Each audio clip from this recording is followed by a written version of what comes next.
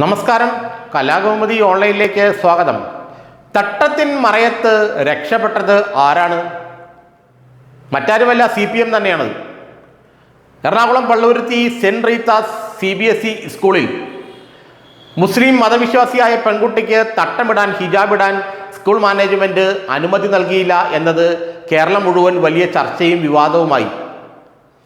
ഇക്കാര്യത്തിൽ സ്കൂൾ മാനേജ്മെന്റിനെ അനുകൂലിച്ചും പെൺകുട്ടിയെ അനുകൂലിച്ചും പല വാദമുഖങ്ങൾ പല ഭാഗത്തു നിന്നും ഉയർന്നു വന്നു.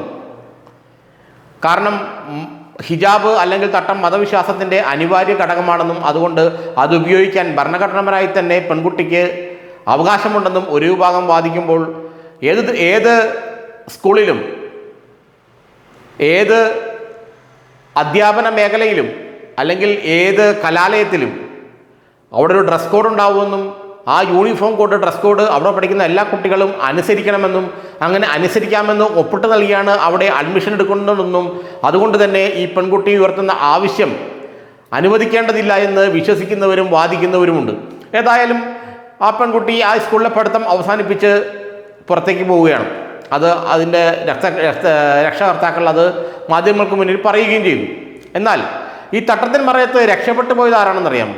അത് CPM തന്നെയാണ്. കാരണം കഴിഞ്ഞ കുറേ നാളുകളായി CPMനെതിരെ, പിണറായി ഭരണത്തിനെതിരെ മുസ്ലിം വിഭാഗങ്ങളിൽ നിന്നും കടുത്ത രോഷം ഉയർന്നുണ്ടായിരുന്നു.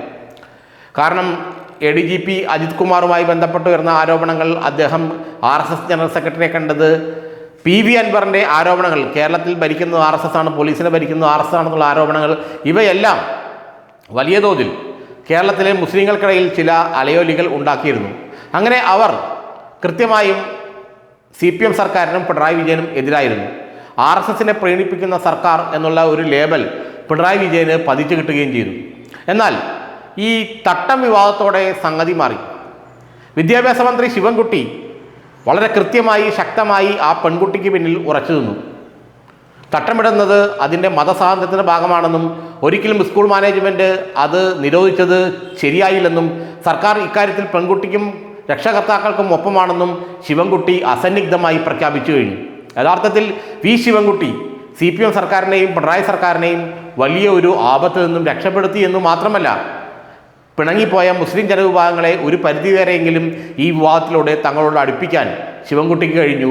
സത്യത്തിൽ CPMഉം പിണറായിയും ഇക്കാര്യത്തിൽ ശിവൻകുട്ടിക്ക് നന്ദി പറയേണ്ടതാണ്. കാരണം വലിയ തോതിലുള്ള എതിർപ്പാണ് മുസ്ലിം സമുദായത്തിൽ നിന്നും രണ്ടാം പിണറായി ഭരണത്തിനെതിരെ ഉണ്ടായത്. പല നിയമസഭാ ഉപതെരഞ്ഞെടുപ്പുകളിലും അത് പ്രതിഫലിച്ച് കാണുകയും ചെയ്തു.